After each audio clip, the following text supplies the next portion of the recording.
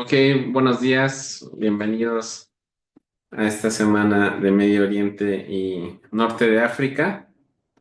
Me da mucho gusto estar con ustedes, muchas gracias por la invitación para participar y pues me es grato presentar hoy en esta mesa de Islam, Sociedad, Religión y Política de ayer y hoy a Edna Liliana Gómez.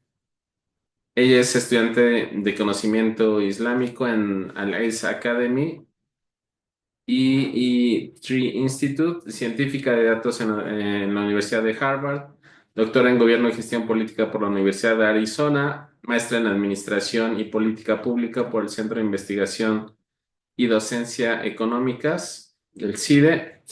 Es licenciada en Economía por la Universidad Nacional Autónoma de México y nos va a hablar acerca de la perspectiva islámica sobre riqueza y economía.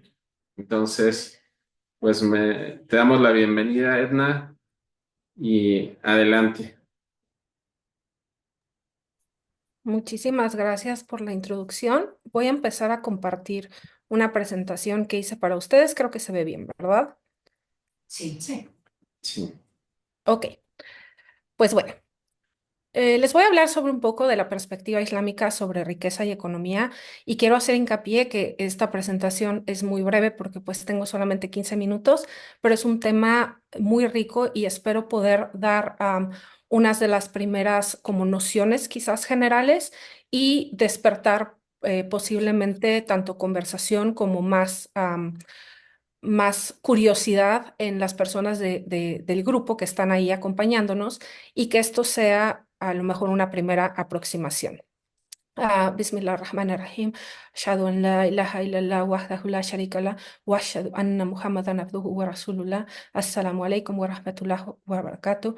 Am, Atestigo que no existe otra divinidad que no sea Allah y que no se le suma a nadie en su obediencia y seguimiento y que Muhammad es su último mensajero. Y paz y bendiciones sean para todos los que están aquí con nosotros. La estructura de la ponencia que voy a dar el día de hoy está dividida en dos partes. La primera es como muy general, que quiero hablar un poco de las bases éticas, ideas y apuntes muy generales sobre Islam en tanto cuestiones sociales, económicas y políticas. Y en la segunda parte voy a dar solamente algunos ejemplos sobre unas implicaciones ya más particulares que tienen que ver sobre el desarrollo de quizás la actividad económica y unos ejemplos de cómo se ve al día a día y hacer unos contrastes quizás con lo que conocemos con sociedades occidentales y en particular el caso de México. Me gusta mucho quien haya diseñado el programa para para esta mesa en particular, porque el tema es muy interesante, que le llamaron Islam, Sociedad, Religión y Política ayer y hoy. Y con eso quiero empezar a hablar de que Islam es un sistema de vida y es un sistema de vida que a veces si usamos la palabra religión quita parte de su componente que es muy rico, porque cuando pensamos en religión y si vemos las definiciones tanto en inglés o en español, religión suele ser algo que solamente son una serie de rituales que existen entre alguna divinidad y la persona. Pero Islam realmente tiene como que un abarque en todos los ámbitos de nuestra vida. Y quiero usar uno de los ejemplos de una de las revelaciones que Dios le dio al profeta Muhammad, que la paz y bendiciones de Allah estén con él, que dio una frase donde decía, hoy les he perfeccionado su forma de adoración, he completado mi gracia sobre ustedes y he dispuesto que el Islam sea su religión, que la palabra de nuevo en la traducción se queda un poco corta, pero con esto quiero decir que para los problemas que enfrentamos hoy en día a nivel mundial, es decir, tanto en sociedades que parezcan muy distantes a nosotras como las que podemos ver en sociedades en Occidente, Islam tiene una respuesta para todos los problemas de la humanidad. Es un mensaje divinamente enviado donde se dan todas las estructuras y todos los conocimientos éticos que son necesarios para poder llevar nuestra vida en sociedad y para poder al mismo tiempo nosotros tener una conexión. Con esto quiero llevar a hablar un poco de principios islámicos y aquí voy a usar un poquito más de mi lenguaje como economista desde lo micro hasta lo macro. Hay veces que cuando estamos estudiando economía decimos, existe esta ruptura en el entendimiento y microeconomía tiene estas bases, este entendimiento y la macroeconomía tiene otro tipo de función y luego tratamos de ligarlo. Cuando nosotros pensamos en los principios islámicos que tienen que ver desde la decisión del ser humano, que eso es un poco lo que estudia la microeconomía. ¿Qué es lo que lleva al ser humano a decidir? ¿Qué es lo que lleva no solamente a decisiones de compra, sino también de preferencias? Nosotros lo que estudiamos desde el punto de vista islámico es que justamente tanto la parte microeconómica como la parte macroeconómica o social se encuentra influenciada y establecida con la revelación que tenemos tanto en Corán como en la Sunna o lo que hemos recabado de conocimiento del profeta Muhammad, que la paz y bendiciones de Allah estén con él. El Islam como tal dicta un camino de bien, de virtudes y de justicia, en el que se ordena que se disfrute de lo bueno y que se prohíba de lo malo. Y tenemos guía sobre qué es lo bueno y qué es lo malo. Algo muy interesante que el profeta Muhammad dijo es que quien de ustedes vea una acción maligna, hay que cambiarla con la mano, es decir, tomando acción sobre ello. Si no puede, que lo haga con su lengua o levantando la voz, y si no puede, entonces con su corazón, con el sentimiento de que algo es erróneo, aunque esta sea la forma más débil de fe. Esto significa que podemos reconocer cuando algo es incorrecto, cuando algo es injusto, y que no solamente hay que reconocerlo con el corazón. Como les estoy indicando, esta es la forma más débil de fe. Si no tiene que haber cambio, obviamente el cambio tiene que ser dependiendo de las posibilidades, es decir, como lo dice este hadith, tomando acción o si no, levantando la voz. Por eso podemos ver que en casos como hoy en día lo que está pasando en Palestina es obligatorio que si no se puede hacer un cambio, que al menos se alce la voz. El siguiente punto, ¿sí pueden ver mi pantalla? Sí. Sí. Ok, sí, solo porque aquí me apareció algo de Your screen sharing is paused. Entonces solamente quería ver, pero si lo pueden ver, si pueden ver, hay un título que dice Sociedad, Economía y Política. No está avanzando. Ok, entonces hay algo que está pasando aquí.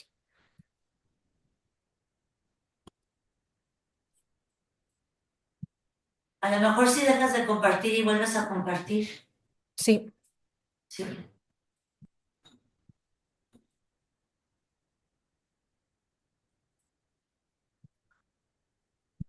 pues por ahora ya se perdieron unas de mis diapositivas tan hermosas. Déjenme ver si las puedo poder. No, no te preocupes, un ponente no vino, así es que Tienes tienes un un poco poco más. más de tiempo. Ah, perfecto. Muchas gracias. A ver. Sí,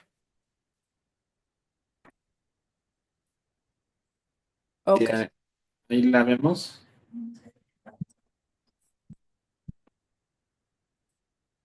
ok. Ahí pueden ver, Sí. Sí. pero no pueden ver la presentación, ¿o sí? Sí, no, ¿ya le diste clic en presentación? Sí, y dice estructura de la ponencia. Sí, pero no, no se ve toda la pantalla, sino solamente como antes de darle clic en la presentación. Yo creo si la pones en lugar de así, Así, moviéndolas. ¿la Sí, pueden ver? Ok. sí, así sí. Bueno, pues voy a tener que seguir avanzando porque pues estas eran mis super diapositivas que se perdieron, pero esto es justo de lo que estaba hablando, que se ordena lo bueno y se prohíbe lo malo y sobre qué hacer cuando hay una acción. Entonces, si lo pueden ver, si ahora ven un título que dice Sociedad, Economía y Política, Sí. estamos Sí. perfectos. ¿Sí lo ven? Ok. Em, Quiero hablar un poco sobre estos principios porque de hecho una de las revelaciones principales que se dieron, principales me refiero al inicio de revelación, fue justamente sobre temas sociales, temas económicos y temas políticos. Perdón que te interrumpa, ¿no le podrías agranar un poquito la pantalla para que sea un poco más claro? Sí, yo pienso que se puede hacer. Ándale, sí, más lo más que se pueda para que abarque. Sí. Sí. Ok. Em, en Islam existe un principio que es el principio de antiopresión. Las personas no nos podemos dejar oprimir. Es una religión pacífica, pero no es una religión pacifista. Esto significa que si nosotros vemos opresión o si sufrimos opresión, de hecho, la resistencia es obligatoria, que de nuevo podemos pensar en el caso de los hermanos en Palestina, obviamente. Igualmente, temas sobre desobediencia civil eh, que tienen que ver con el impedimento justamente tanto de transmitir el mensaje de disfrutar lo que es bueno y prohibir lo que es malo o lo injusto. Y esto significa también que estos principios no están solamente indicados para personas que seguimos el Islam. Esto significa que si hay algo que es injusto que yo realice, no lo puedo ejercer en una persona que no siga mi religión. ¿Sí me explico? Estos principios aplican para absolutamente todas las personas. Entonces, aquí tengo otro ejemplo que sobre la ética, sobre la estructura ética y social, que por ejemplo los pobres tienen derechos en la sociedad. Y esto es muy interesante porque les estoy poniendo solamente algunos fragmentos que creo que ilustran sobre cómo nos fue revelado que Dios, por ejemplo, probó a dueños de un huerto y cuando no dejaron nada hacia los pobres, envió un castigo a ellos.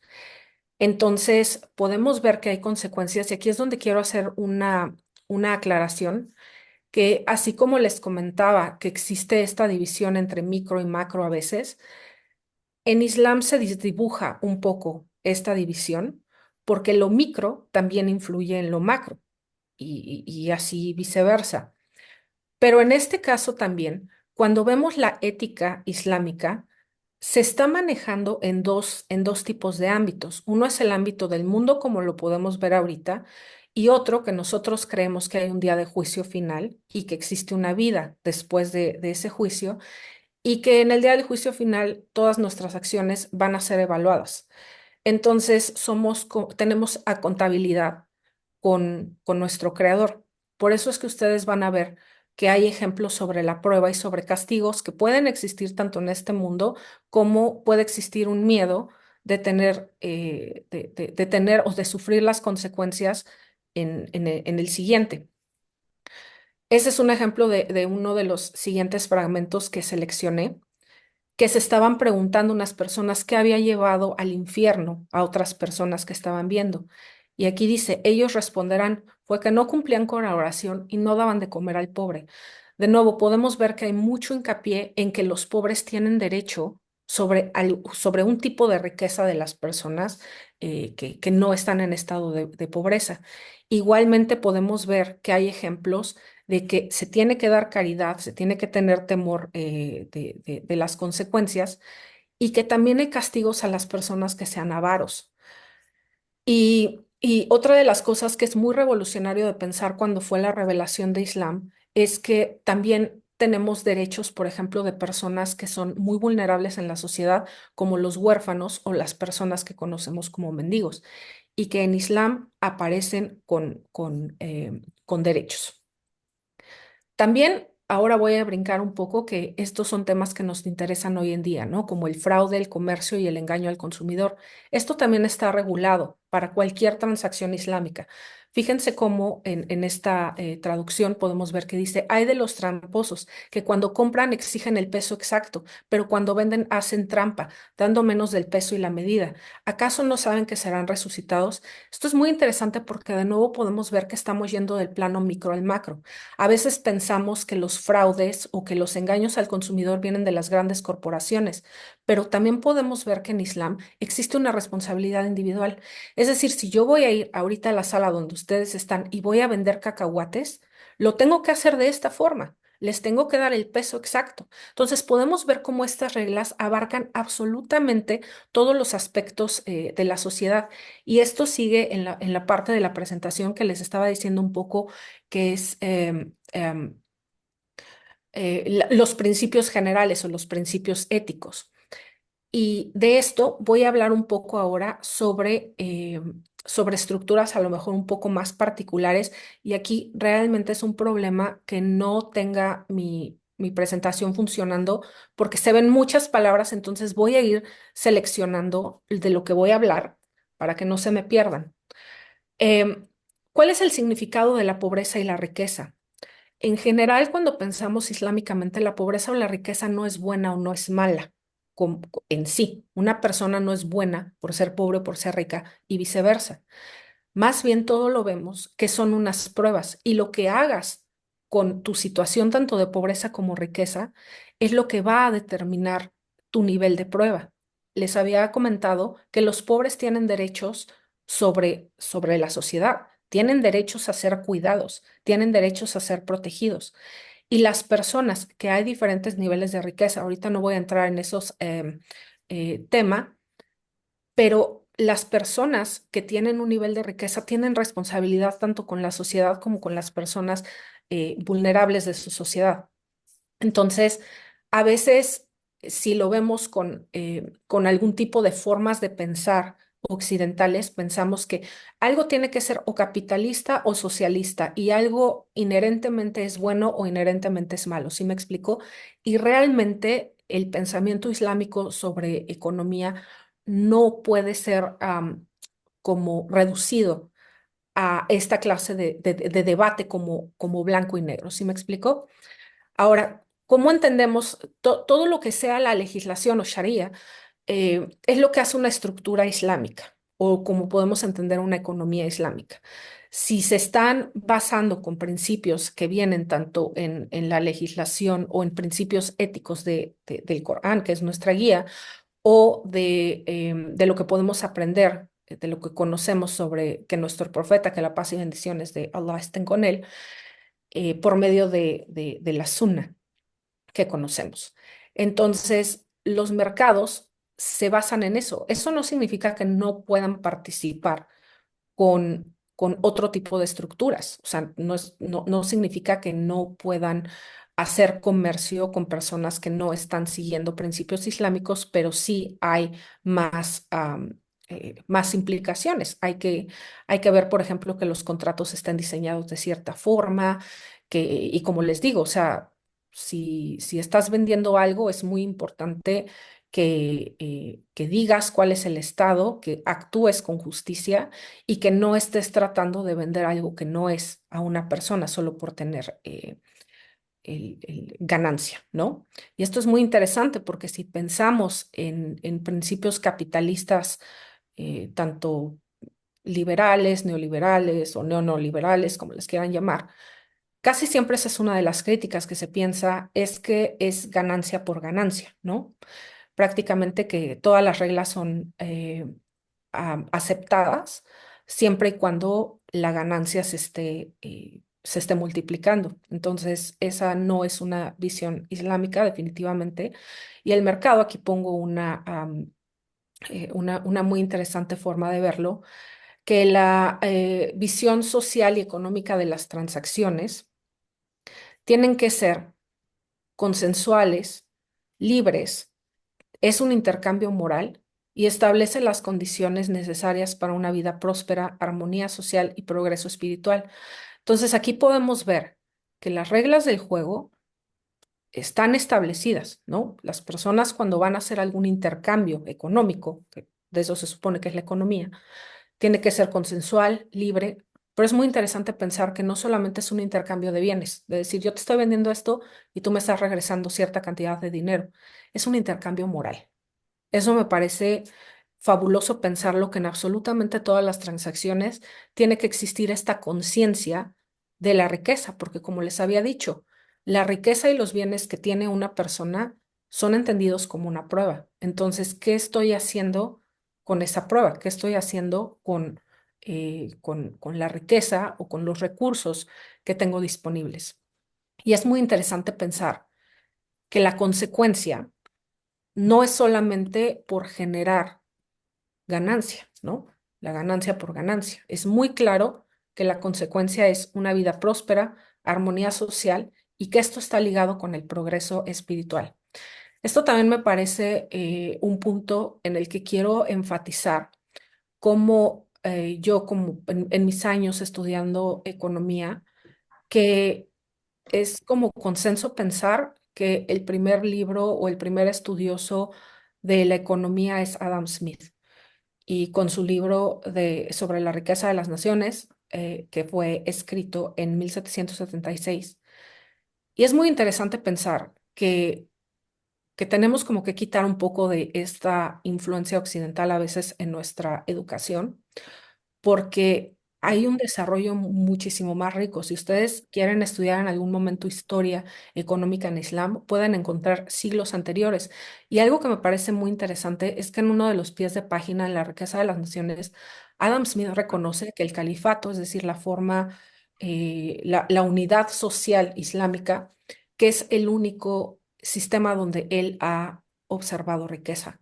Sin embargo, es un pie de página, no está más analizado, pero es interesante y creo que nos ayuda a replantearlos un poco también cómo entendemos nuestras ciencias sociales y también cómo podemos dar propuestas. Si se dan cuenta también, esto es algo que se habla mucho pensando en los mercados, sobre todo en intercambios macroeconómicos y microeconómicos. em, sobre cuál es la fuente de precios y que debe de existir información perfecta. De hecho, en un sistema, en una estructura islámica, es donde podemos encontrar un poco más cercano a la información perfecta. Nuestro profeta nos dijo que los precios, con toda la información que tenemos sobre ellos, que están fijados, de hecho, por Dios, y que las personas tenemos que declarar esta información, ¿cierto? O sea, a eso se refiere con información perfecta, porque como les había puesto el ejemplo de los cacahuates, si yo les voy a vender una bolsita que les estoy diciendo, trae medio kilo de cacahuates, tiene que traer medio kilo de cacahuates.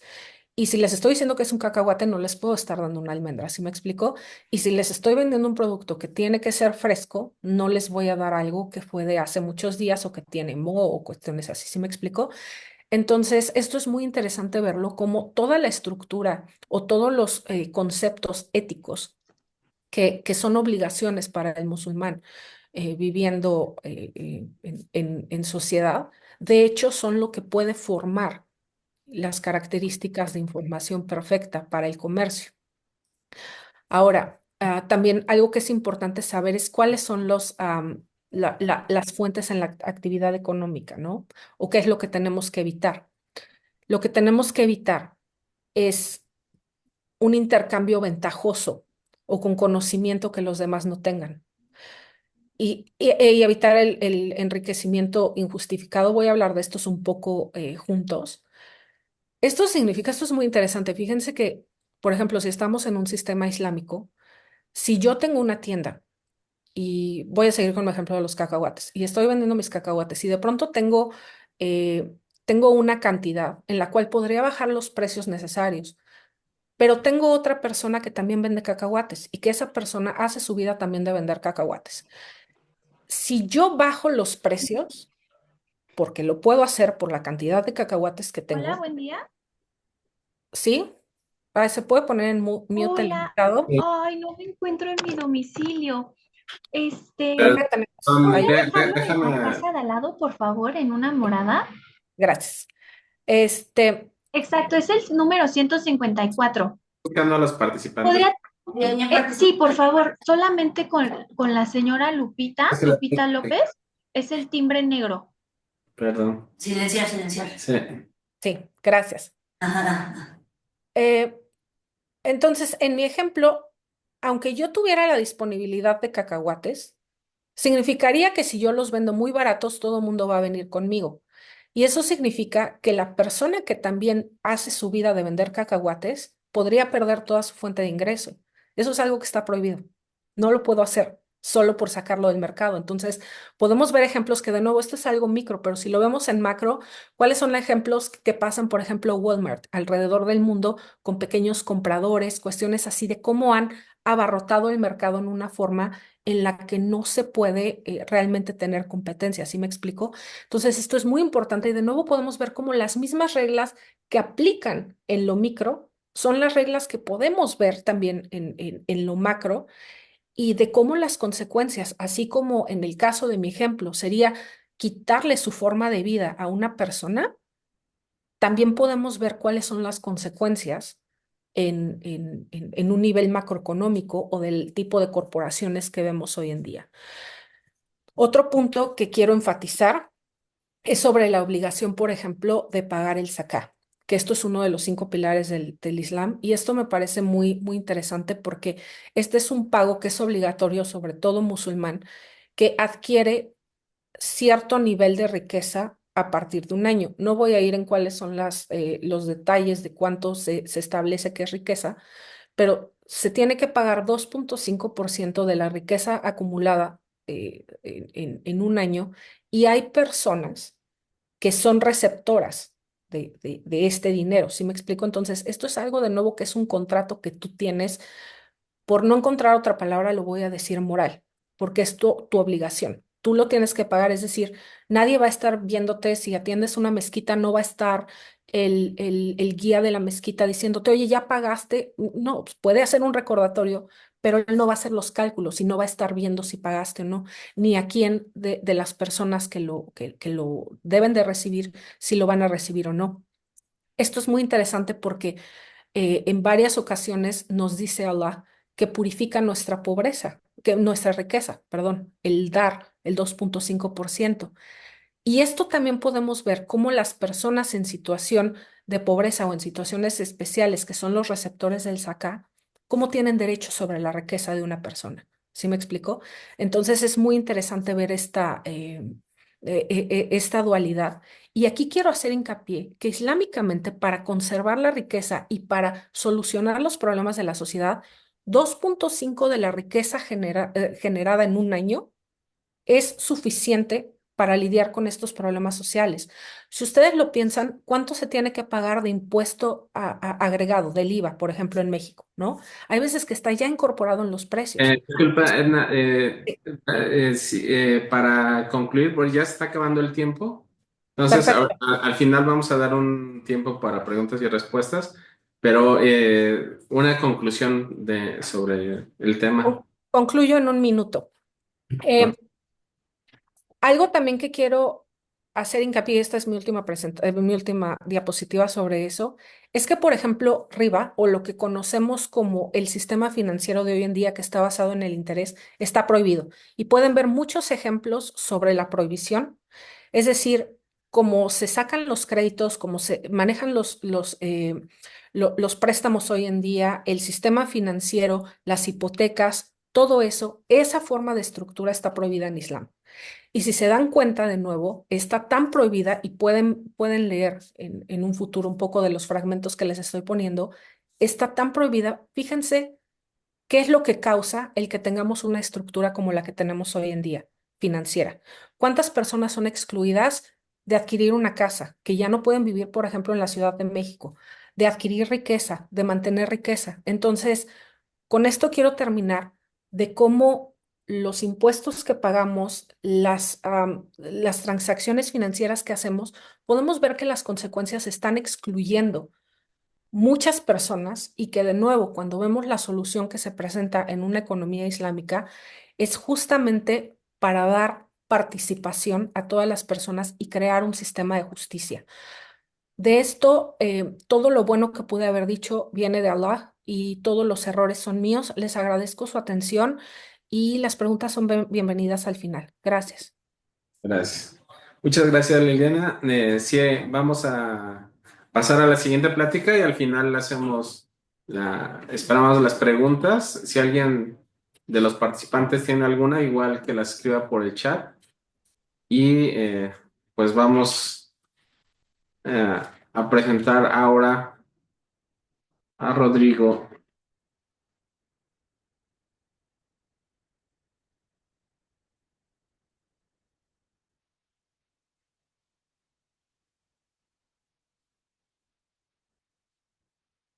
Bien, ahora continuamos con Alevismo, una vía mística del amor y respeto en el Islam, con Rodrigo Heydar Osegueda. Él estudió la licenciatura en Filosofía en la Universidad Nacional Autónoma de México Se ha desempeñado como articulista en medios de divulgación filosófica como Pijama Surf, así como editor en jefe de la versión web de la revista México Desconocido. Actualmente sus temas de estudio se centran en la filosofía de la religión y mística, así como el análisis de la coyuntura política de la izquierda mexicana. Bienvenido, Rodrigo. Adelante. Pues, ¿Tienes sí, presentación? tengo una presentación. Está Aquí. ¿Le puedo poner compartir en el Sí. Zoom? Perdón. Por favor, para que decir. Compartir. Aquí está.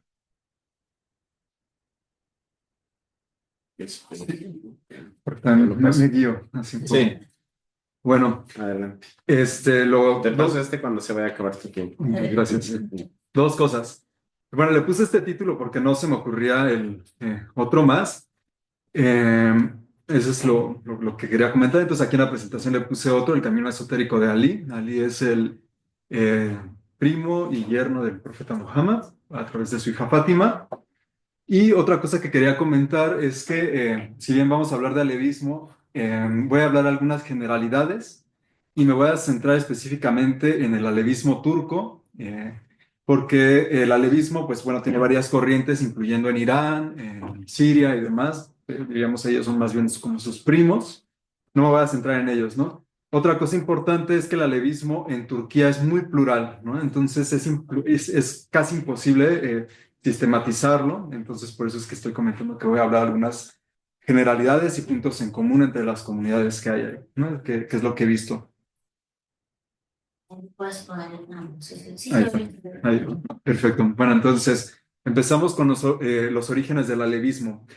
Alevismo o aleví viene de la palabra Ali justamente, quiere decir que pues, son seguidores de Ali, como ya les comenté, es el primo y yerno del profeta Mohammed. La corriente Shia, los musulmanes Shia consideran que Ali era el legítimo sucesor del profeta Muhammad, y sobre esto va a haber diversas interpretaciones, desde interpretaciones políticas, legalistas y demás, hasta interpretaciones esotéricas o místicas. En el caso del alevismo, el énfasis va a estar en la interpretación mística. Se cree que, o algunos antropólogos piensan que, y algunos alevíes también, actualmente están haciendo énfasis en esto, creen que el alevismo tiene algunas creencias preislámicas de Asia Central, anteriores al siglo XIV. No los vamos a centrar en estas enseñanzas, pero es una hipótesis que existe, ¿no? No es algo que podríamos decir sí o no, pero existe esta idea y, bueno, algunos elementos, sobre todo en la parte étnica, están integrados, eso es verdad, porque el alevismo también, pues podemos hablar de una tradición que también tiene un carácter étnico. Tiene influencias del chiismo islámico a través de Ismail Hatay, aunque no exclusivamente, que, pues bueno, es un shah de Irán.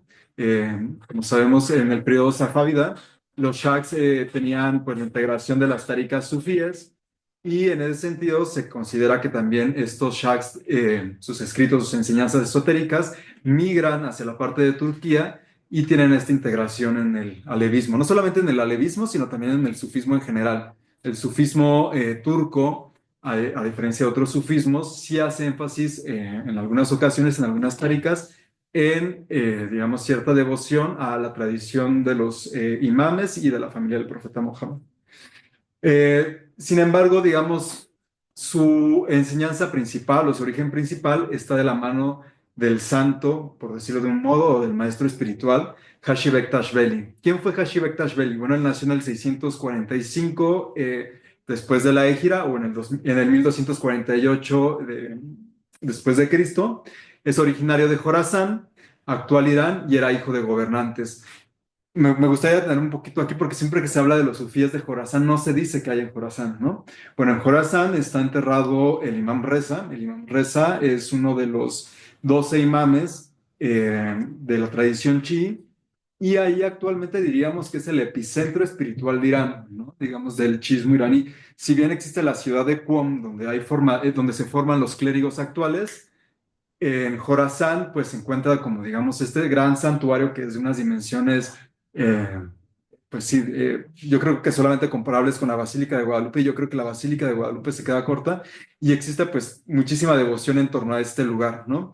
Entonces, en Jorazán pues surgieron una gran cantidad de sabios a raíz de esto, ¿no? Antes pues Jorazán no era propiamente un lugar, eh, una ciudad importante hasta que sucede esto. Y bueno, por ejemplo, tenemos a sabios como Omar Khayyam, tenemos sabios como Fakhruddin Attar, es decir, es un lugar donde surgen muchos sufíes, ¿no? Y sufíes de grande escuela, ¿no? Que forman escuela.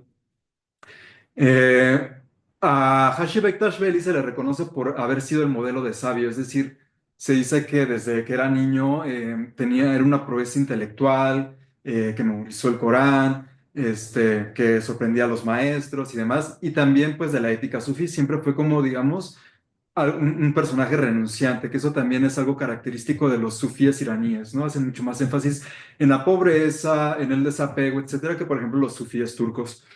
Era Seyyid, es decir, era descendiente del profeta Muhammad a través del Imam Qasim. El Imam Qasim es también otro de los 12 imames, anterior al Imam Reza, que ya mencionamos. Esto por línea paterna. Por línea materna provenía de una familia gobernante de Nishapur, que es de donde les digo que viene Omar Khayyam y todos estos autores importantes universalmente, ¿no? Su mentor espiritual fue Lukman Peredne. Después tuvo otro mentor. Y Lukman Peredne, pues justamente hacía énfasis en las enseñanzas esotéricas.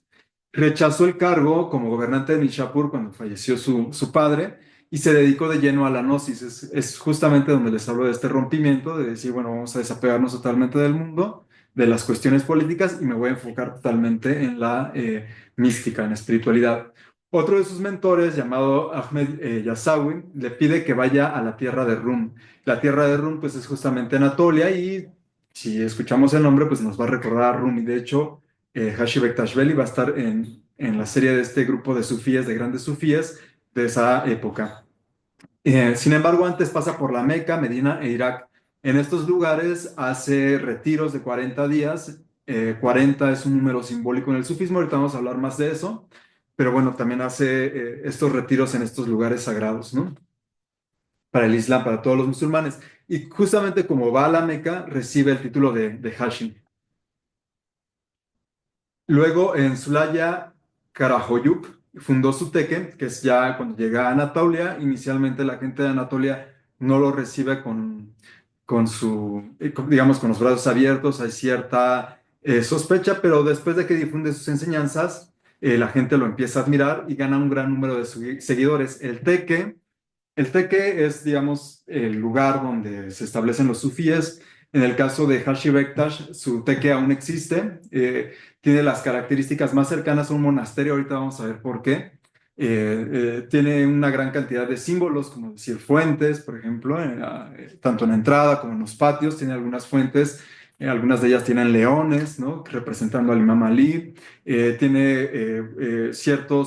Los portales tienen cierta estructura, ¿no? Que representan a la familia del profeta. Es decir, esta comunidad va a hacer énfasis en los símbolos, ¿no? Es lo que nos dice. Actualmente este lugar funge como un museo y por el proceso de secularización que tuvo Turquía. Sin embargo, es un museo que a diferencia, por ejemplo, del museo que se encuentra en Konya, tiene me parece, una presencia más viva de las devociones. Ahí la gente local asiste, puede tocar la tumba del santo, como ellos le llaman Pir, a diferencia, por ejemplo, de que si alguien asiste a Konya, va a ver la tumba de Rumi solamente desde lejos, ¿no? Y hay mucho cuidado en las expresiones de religiosidad. Actualmente, pues bueno, hay algunos procesos, hay algunos movimientos, pero sí hay una distinción. Eh, bueno, él va a hacer sus enseñanzas espirituales van a hacer un énfasis en la interioridad frente a la Sharia. Ahorita vamos a ver por qué. Y cuando me refiero a la interioridad, es que él siempre va a tratar de privilegiar una conexión espiritual y no las presencias físicas. Por ejemplo, entre sus dichos están lo siguiente: si estás conectado conmigo espiritualmente, estás cerca de mí, incluso si estás en el lejano Yemen. Pero si no estás conectado conmigo espiritualmente, podrías estar tan lejos como Yemen, aunque estés a mi lado. Es decir, él considera no tanto la cercanía material, no tanto las expresiones manifiestas, exotéricas, sino justamente la conexión del corazón, que es lo que muchos sufíes hacen énfasis. Por ejemplo, también tiene algunas otras premisas que distan mucho de las enseñanzas de los sabios de su época, como por ejemplo, educad a las mujeres. Es decir, él va a hacer un énfasis en que hay una igualdad entre hombres y mujeres. De hecho, en Hashi Bektash, donde está su teque, muy cercano está la tumba de una mujer que, bueno, ellos llaman madre, que es Ana, ¿no? Y que la consideraban la par de Hashibek Tashbeli. Algunos decían, es su esposa, es su novia, etcétera, y él les dijo, no, es mi par, ¿no? Entonces también tenía ese énfasis de decir, interiormente hombres y mujeres somos iguales, aunque pues genitalmente seamos distintos, ¿no?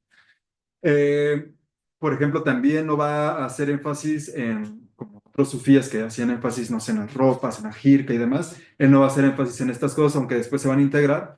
Y, por ejemplo, dice cosas como la verdad está en la cabeza, no en los gorros de derviches, ¿no? Ok, bueno, entonces yo creo que... Y otras frases, lo que buscas está en ti, no en Jerusalén, la Meca o el Hajj. Eh, Después, posteriormente, este movimiento de sus seguidores se conoció como alevismo y se difundió, incluyendo hasta la zona turca, donde tiene un gran énfasis, ¿no? Donde tiene una gran extensión.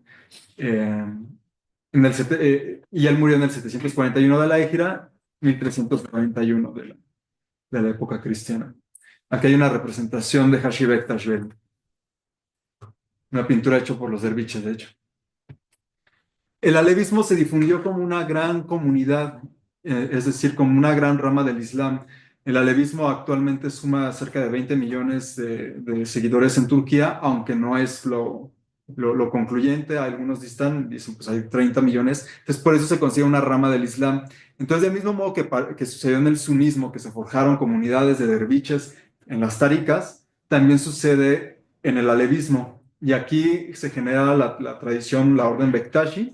La Orden Bektashi es una comunidad, una tarika constituida. Actualmente ha cobrado gran relevancia, sobre todo en los Balcanes. Por ejemplo, en la coyuntura actual, está comenzando la Orden Bektashi a buscar un tipo de Estado independiente de Albania, estructurado con un clero. Y los Bektashi tienen algunas diferencias con los alevíes comunes. Por ejemplo, ellos no se casan, tienen una estructura clerical constituida por un gran padre, o que le llaman Dede Baba, luego siguen Dedes, que son abuelos, y luego los Babas, y luego finalmente los derviches. Todos ellos son hombres célibes. Sin embargo, los Bektashi, que ya es digamos, una tarika que se ha ramificado del alevismo, tiene elementos en común, como algunos símbolos, por ejemplo, el Teslim Tash, que aquí les puse una foto, que es esa estrella de 12 picos que representa a los imames del chiismo. Y, por ejemplo, en la parte superior tiene una piedra que representa al imam Hussein, en la parte inferior al imam Hassan, la cara que da hacia el pecho representa la parte interior del corazón, la parte exterior, pues bueno, la parte exterior te vamos a ver más sobre eso. Los grupos alevíes están descentralizados, es decir, no hay una comunidad madre y ni hay una estructura. Sin embargo, sí conservan algunas estructuras sufíes en su pensamiento, como por ejemplo la estructura conformada por Sharia, Tarika, Hakika y Marifa. La Sharia es la ley exterior, en eso van a hacer menos énfasis porque ellos consideran que la Sharia lo que te enseña pues es hacer bueno, hacer malo, te enseña como las reglas, justamente lo que veíamos ahorita en la presentación de la compañera anterior, que es pues toda esta cuestión legalista. Sin embargo, en la Tarika los alevíes, que es a donde ellos apuntan, tienen una mirada crítica, una mirada de sospecha, de decir cuándo las cosas son buenas, cuándo las cosas son malas. Las cosas no siempre son buenas ni siempre son malas, son relativamente, ¿no? Luego tienen el estadio de la Hakika, que es el estadio de la verdad, ¿no? Ellos consideran que pueden acceder a la verdad divina.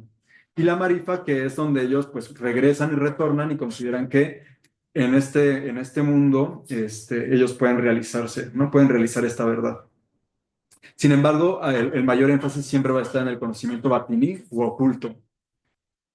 Utilizan actualmente mayoritariamente el turco como lenguaje litúrgico, es decir, en sus ceremonias ellos no utilizan el árabe.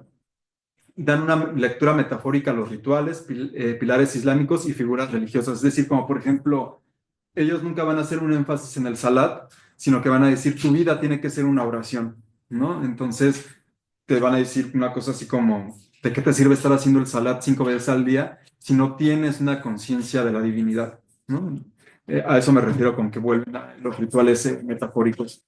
Tienen un acento fuerte chi y husseini, es decir, también son seguidores del imán Hussein. Ellos no ayunan en Ramadán, pero sí ayunan los 10 días de Ashura. Y se consideran seguidores de Jafar as-Sadiq, uno de los imames, y de Safi al-Din de Ardabil, otro sufí también importante en Irán. Sí. Y bueno, finalmente tienen otro, consideran que la realidad, Alá, consideran a Alá la totalidad de la realidad, a Muhammad una expresión simbólica de esa realidad que se manifiesta exteriormente, y a Ali la mirada interior. Tienen una creencia en la unidad de la existencia, como la mayoría de los sufíes, es decir, que creen que todo es uno, y rescatan figuras hierofánicas como Al-Hidr, que justamente apuntan al conocimiento batini. No asisten a las mezquitas, tienen sus propias comunidades llamadas Yemedis, donde practican música y transmiten conocimientos a través de la poesía y del sama. El sama es una danza ritual, como la tienen también los derviches giradores, pero digamos, esta tiene sus propias particularidades. Tienen el seguimiento de un murshid, generalmente llamado Dede, que es un seyyid, es un descendiente del profeta, y a quien le juran lealtad y de quien reciben conocimientos secretos. Y bueno, acá les pongo para ir concluyendo, unas fotos de los derviches Bektashi. Ellos son quienes quieren establecer su estado independiente en Albania. Esta es la foto de un yemevi donde está realizando una ceremonia del yem. Como ven, también utilizan iconografía de los imames. Este es Erikli Baba, es un teque en Estambul, y justamente también no solamente es donde se celebran ceremonias, sino también funge como un lugar comunitario donde se dan clases de ciencias seculares y demás. También tienen un panteón donde prenden velas para sus santos, realizan la ceremonia del Lokma, o que es la comida ritual, donde pues realmente lo que hacen es comer en comedores comunitarios y convivir. Y en esa convivencia se genera lo que llaman ellos el muhabet. El muhabet es simplemente la charla, y como hay una charla, consideran que hay una relación, y en ese sentido se genera amor. También tienen, pues bueno, otro tipo de rituales cercanos a la naturaleza. Por ejemplo, aquí es en el Valle Munsur, donde ellos consideran sagrado. Ellos consideran que si hay una unidad de la existencia, entonces también hay que respetar a los seres no humanos, ¿no? O sea, plantas, piedras, fuego y demás. Entonces, ellos también van a hacer mucho énfasis en el cuidado de la naturaleza. Y finalmente, bueno, debido a sus creencias particulares, han sufrido diversas persecuciones, tanto en el Imperio Otomano como en diversas ocasiones en la República Turca. La más reconocida hasta el momento es la de julio de 1993, donde se quemaron a 36 personas, se reunieron en la ciudad de Sivas para un congreso de intelectuales, y digamos, personas pues intolerantes, generalmente religiosos, perpetraron el incendio del hotel donde se estaban quedando, y ellos murieron. Pero, sin embargo, no es la única de las masacres. En los 90 se dieron varias, y actualmente han tenido algunas detenciones arbitrarias. Frente a ellos, ellos se han manifestado con ayunos, y algunas de estas personas han muerto, ¿no? Por estas huelgas de hambre. Tienen una percepción positiva de Atatürk, pues porque como consideran que venía el secularismo, ellos podrían tener ciertas libertades. Y han sido en ese sentido cercanos a las alas más izquierdistas. De hecho, Sabah Hatakiraz, que es una de las cantantes más reconocidas de los alevíes, ha sido congresista por el Partido Republicano del Pueblo, ¿no? Sin embargo, hay alas más izquierdistas, ¿no? Esto no es exclusivo, ¿no? Hay alas que son pues casi de carácter anarquista, ¿no? Y se inspiran en Bedreddin Desimab, que fue un sufí que, haciendo una interpretación del Wahdat al-Wujud, consideraba que, pues bueno, si todos somos uno, había que compartir todos, todo, y salvo los labios de la amada, él decía, ¿no? Entonces era un tipo de protocomunismo, ¿no? Y bueno, pues hasta aquí. Muchas gracias. Muchas gracias, Rodrigo. Se resumió lo más que pudo. Dije 5 minutos, pero eh, bien, vamos a ver si hay alguna pregunta de los participantes.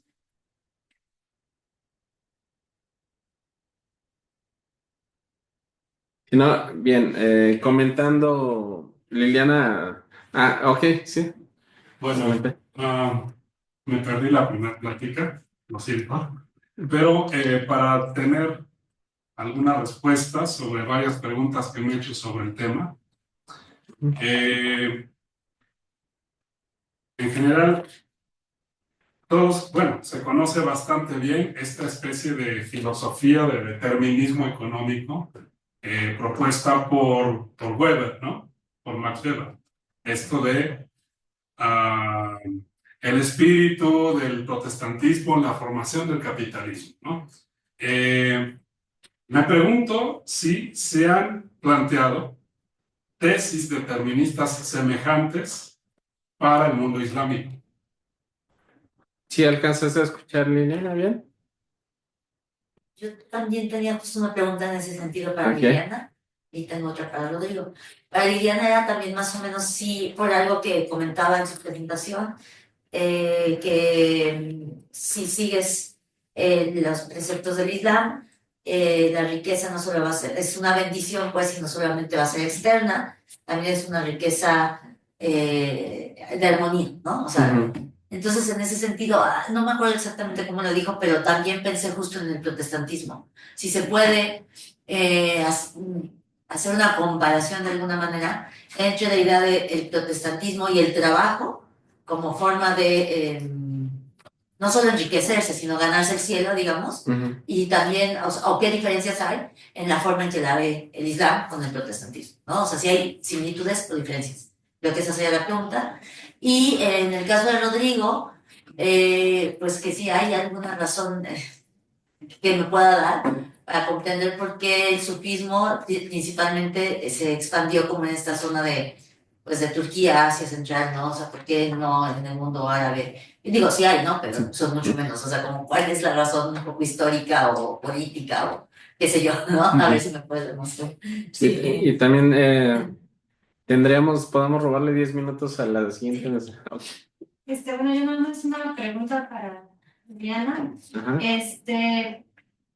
O sea, si me pudiera dar un ejemplo de en macroeconomía, cómo funciona esto en los gobiernos, ¿no?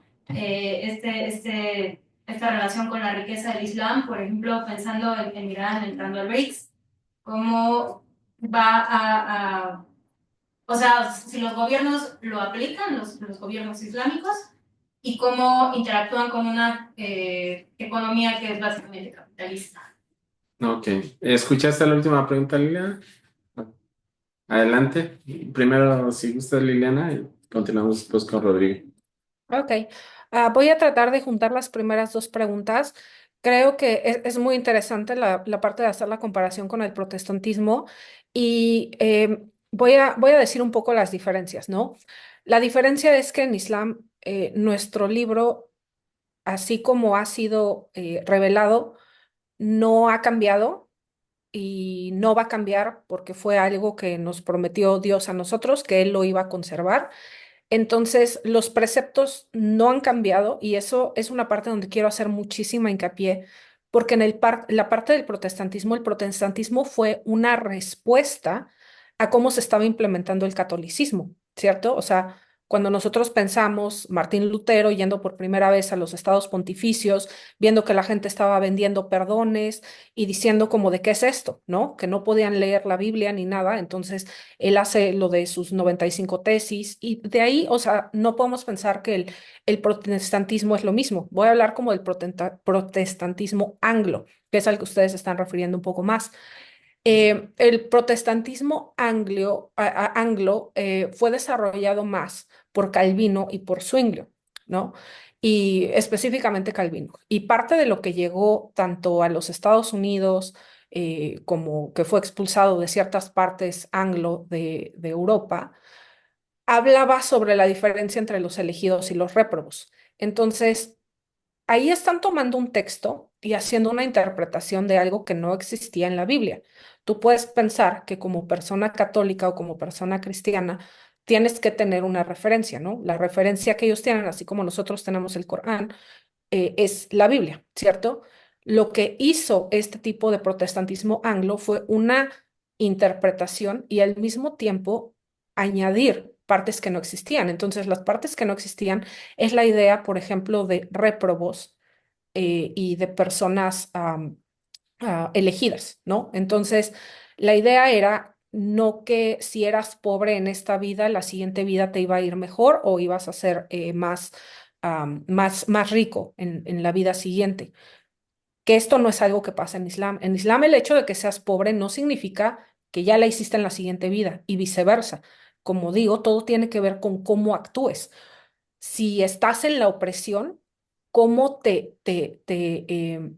cómo te desenvuelves en la opresión? ¿Cómo vives? ¿Sí me explico? Si no vas a transgredir los límites que tú tienes como persona en pobreza o en opresión. Lo mismo con los ricos. Una persona rica no necesariamente es como que va a ser castigada solamente por ser rico. De nuevo son las acciones. Lo que sí sucedió con ese cambio en el protestantismo anglo fue esta idea de decir, existen personas que, tal como las ves aquí, es como van a vivir en la siguiente vida. Entonces, eso fue súper significativo, sobre todo para las burguesías, porque ya se podían sentir parte de la religión, ¿sí me explico? Entonces ahí fue donde fueron añadiendo como de el trabajo como una cuestión mística, como una cuestión de acercamiento, pero la idea de elegidos y de réprobos, o sea, de cómo te estaba yendo en esta vida, te va a ir en la siguiente, no tiene sustento en la Biblia. Entonces, esa es una diferencia como muy grande que nosotros tenemos que estar muy conscientes que nuestras reglas éticas, sociales y todo, tienen que tener un sustento tanto en Corán como Sunna, ¿sí me explico?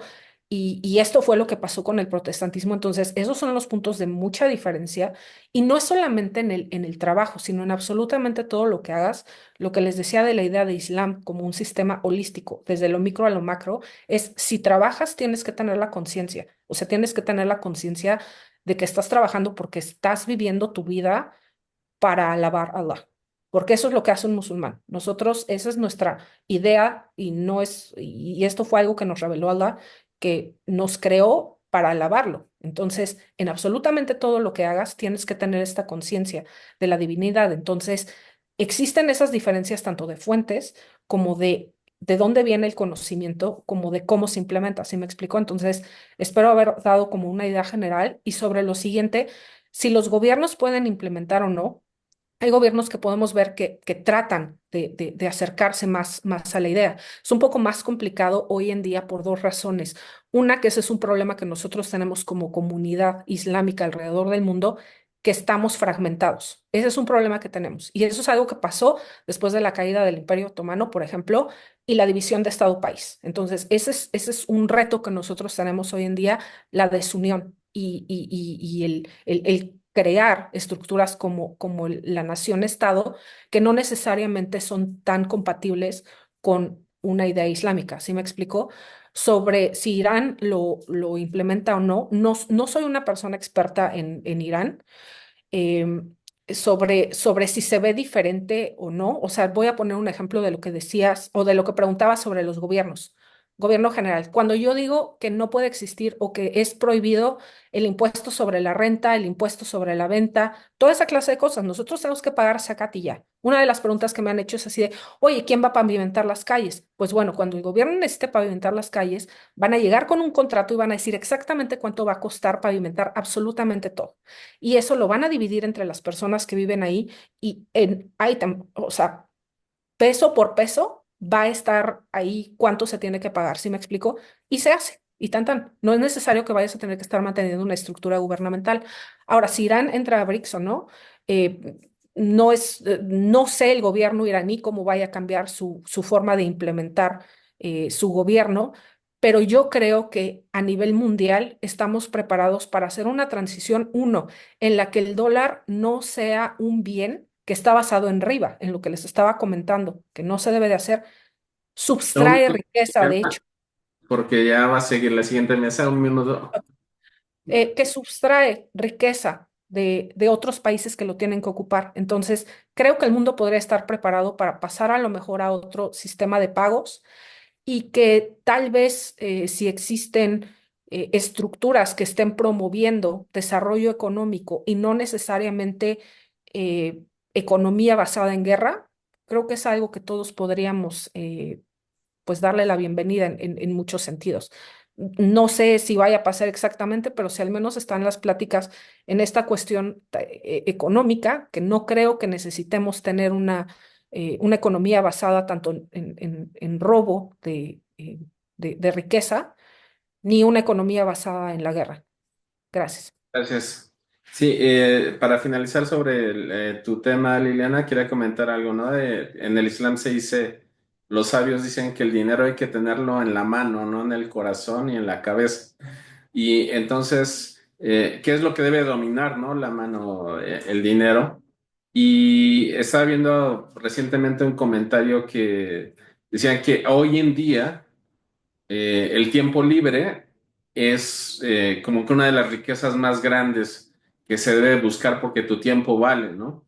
Y en un dicho del profeta, la paz sea con él, dice que cuatro cosas van a ser preguntados el hombre. Y en una dice es el tiempo y en qué lo gastó, o sea, su tiempo libre y su riqueza, ¿no? Y en qué la gastó también. Entonces, analizando la importancia del tiempo con la riqueza, ¿no? Y como decías en el Corán, se dice en una de las últimas suras, ¿no? Cuando Dios pone al hombre a prueba y le da riqueza, dice, mi Señor es generoso.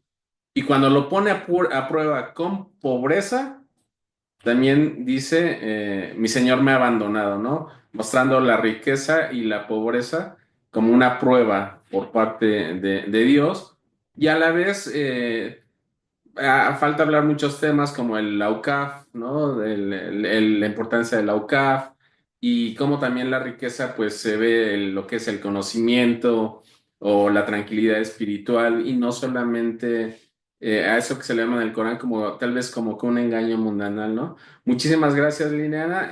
Ahora, Rodrigo, respecto a responder para la pregunta, no Sí, poco tiempo, pero pues más bien me quedé pensando que es un poco relativo, ¿no? O sea, porque ciertamente diríamos que el sufismo floreció en el Imperio Otomano, pero pues de dónde venían estas figuras, ¿no? Que de hecho es lo que he platicado con varios amigos y que, por ejemplo, hablando de Rumi, dicen, oye, los turcos se apropiaron de nuestro Rumi, ¿no? O sea, hay que pensar que pues más bien venían de Irán, ¿no? Que fue donde floreció pues Omar Khayyam, Hashi Bektash, Mevlana Rumi, Fakhruddin Attar, y que por la cercanía, ¿no? Llegaron a Anatolia.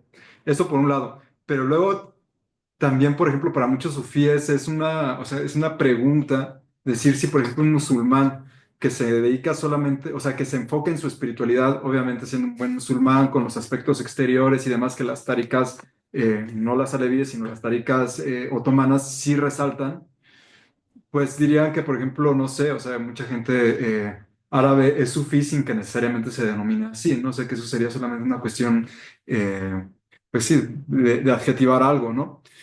Pero bueno, sería yo creo que por la cercanía y luego también otro elemento importante fue que el sufismo fue, digamos, en ese sentido, religión de Estado del Imperio Otomano, ¿no? Entonces, pues obviamente si una religión de Estado, pues va a fructificar. Hay una crítica de los mismos sufíes al respecto, ¿no? Justamente incluyendo entre ellos a los alevíes de decir, bueno, fue una religión de Estado. ¿Y qué implicó que fuera una religión de Estado? Que la gente fuera todo menos sufí, ¿no? Entonces, o sea, que fueran como logias, ¿no? Entonces, tenemos esto también, ¿no? Por ejemplo, el alevismo en muchas ocasiones también fue, ya ha sido subterráneo, ¿no? Ha sido como no siempre, pero también en ciertos momentos ha sido como de underground. O sea, no ha sido el mismo sufismo oficialista, ¿no? Y hay sufíes que, turcos actuales que lo ven mal, ¿no? Entonces también hay que pensar en eso. Pero bueno, hay figuras importantes. El Imperio Otomano pues, se extendió demasiado, ¿no? Entonces hay figuras importantes en árabes, ¿no? Como Turca de Ilán y Ibn Arabi mismo, pues ya más bien en España, ¿no? Bueno, él ya no era otomano, pero también se dio allá, ¿no? yo tengo una pregunta, Rodrigo. ¿Cuál crees que sea la diferencia más grande del alevismo respecto a los shias, por ejemplo? Ah, mira, es una pregunta interesante porque el Ayatollah Khomeini sí decía que eran shias, ¿no? Mm. Pero esta misma pregunta yo se la planteé a alguien y me dijo, el problema que él veía con los alevíes es el énfasis en lo interior, ¿no? Entonces, ¿qué es el énfasis en el mundo interior para no hablar en abstracto? Los sueños, las intuiciones, ellos le llaman el lenguaje del corazón, consideran que el órgano, no una metáfora, el órgano del corazón tiene una propia inteligencia. Entonces, a partir de ellos pueden, que no es la cerebral, ¿no? Es otra inteligencia. Y entonces, ese énfasis en lo interior sí genera un cierto rechazo a lo exterior. Entonces, por ejemplo, un Shia, eso lo platicé concretamente con un clérigo, sí me dijo, lo que pasa con los alevíes es que hacen tanto énfasis en el interior que se olvidan de lo exterior. Es decir, por ejemplo, pues elementos como pueden ser Como decía lo de la economía, ¿no? Y lo de la Sharia, que Es interesante porque lo de la economía, yo es lo que le decía. tenemos un minuto. Yo le decía, ellos mismos hacen su lectura interior, por ejemplo, del fenómeno del Imam Hussein, ¿no? Dicen, una opresión que sucedió, pero entonces ellos le van a dar una lectura simbólica y entonces van a decir, no hay que permitir la opresión de las mayorías sobre las minorías. Ya no se van a enfocar en el hecho histórico, sino, como sucede con algunos jesuitas, de hecho, van a decir, no hay que permitir ningún tipo de opresión. Entonces, o sea, es curioso porque aunque se oye muy interior, sí hay un correlato exterior, ¿no? Pero, por ejemplo, no van a estar dentro de las convenciones, por ejemplo, como de usar hijab, incluso de beber alcohol o no beber alcohol. Y van a decir, bueno, cuándo es bueno, cuándo es malo, si te vas a tomar una copita y así. No es algo que yo comparta, o sea, pero es algo que ellos dicen, ¿no? Ese tipo de ideas, ¿no? Entonces ellos sí creen que el mundo interior tiene una predominancia sobre el exterior y que hay que hay que darle más importancia a eso que a las convenciones religiosas. Eso yo creo que es la principal diferencia, pero Ok. son chis, ¿no? O shias. Sí, Sí. muy interesante, muy interesante. Muchísimas gracias. Gracias a quienes entraron en línea y bueno, pues vamos a pasar a la siguiente vez. Gracias. Gracias. Gracias. Gracias, Lynn. Gracias, Liliana. Luego les mandamos su constancia por correo. Sí. Gracias. La Nada grabación. más para la grabación, sí, gracias.